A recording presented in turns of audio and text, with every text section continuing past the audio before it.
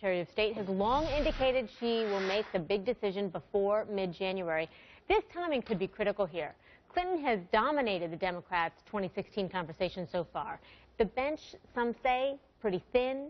So if she doesn't say no within a few weeks, she may put her party in a tough spot. I want to bring in our political strategist from Washington, Democrat Liz Chatterton and Republican Lisa Boothe. Ladies, thank you so much for being with us. We appreciate it. Hi, Christy. Thanks for having us. How are you? How are you? All right, Liz, what do you think she's going to do? I don't think she's going to announce on January 15th. I really don't. I don't have any inside information. I just think it's going to be a little early because the moment she announces, she becomes the target for every Republican running. And I think at this point they're close to 20 Republicans running. So the last thing Hillary wants to do is to become the target of all those Republicans. What we want is for those Republicans to target each other. I just don't see her making an announcement until April, maybe even May. She has nothing to gain by an early announcement. The party may want her to get in so that everyone else can say, okay, never mind, Hillary's running, and they can go about their way. But I just don't see Hillary in prior to April. All right, so Liz just said there were, what, 20 people or so, you know, on the Republican ticket in terms of who is going to be on the ticket, we should say. Lisa, I mean, we've heard a lot about Jeb Bush recently, you know, that he's exploring the run. He's resigned from all his corporate nonprofit boards. What do you think? Well, Christy, and you're absolutely right to point those things out, and those are definitely strong indications that he is going to run. But for Republicans, there's positives and negatives with Jeb Bush. The positives are the fact that, you know, he has a strong economic record as governor, and if you look at his second race for governor, he did exceptionally well with Hispanics. I think he got 60% of the Hispanic vote, 14% with African Americans, and tied with women voters. And those are obviously all key constituencies that Republicans need to do better with.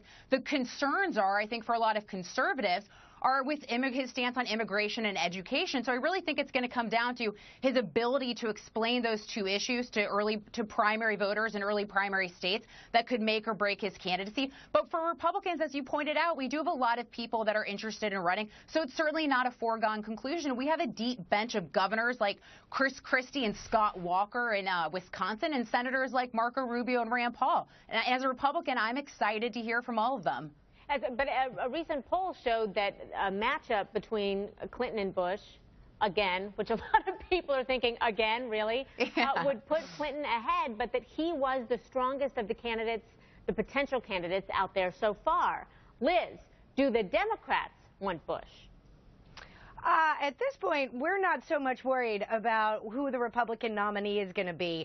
I will say that it's been 22 years since, or I guess now 23 years since 1992, since the last Bush-Clinton matchup. This would be a different Bush and a different Clinton, but I got to tell you, I don't think as Americans we're interested in looking backwards. I really think we're interested in looking forward. I would be if Jeb Bush is the eventual Republican nominee, particularly with the big field that's getting ready to run. He's come out early. There's a lot of reason for him to come out early, try to soak up a lot of the early money, absolutely gain the middle ground, take a lot of wind out of Marco Rubio's sails, out of Chris Christie's sails. Makes a lot of sense for him to come out early. It's almost exactly the opposite of Hillary coming out early. But I just don't think we're going to see Bush Clinton. If we don't want to look back, some people would argue Clinton is looking back as well, is it not?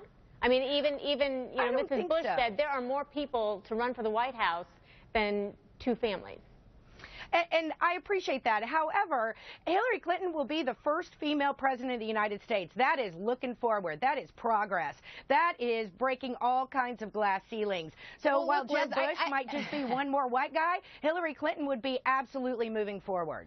Look, I appreciate the historical connotation, but that's not a reason to elect someone, right? Let's look at someone's record. And the problem with Hillary Clinton, Democrats are going to have a lot of problems with her. She already has problems with the base. We've seen groups like Democracy for America and MoveOn.org that are actively campaigning for Elizabeth Warren to win because they're dissatisfied with Hillary Clinton. She also owns President Obama's failed record, which was soundly rejected by historical proportions in both the 2010 and 2014 midterm elections. Hillary Care paved the way for Obamacare, which has been incredibly unpopular since its inception. The majority of Americans have rejected it since day one. She's also directly responsible as former Secretary of State for President Obama's failed foreign policy record, like the Russia reset. So, look, Democrats have a lot of problems with their hands on Hillary Clinton, and let's face it, she is no Bill Clinton. She does not have that likability factor that Bill Clinton has.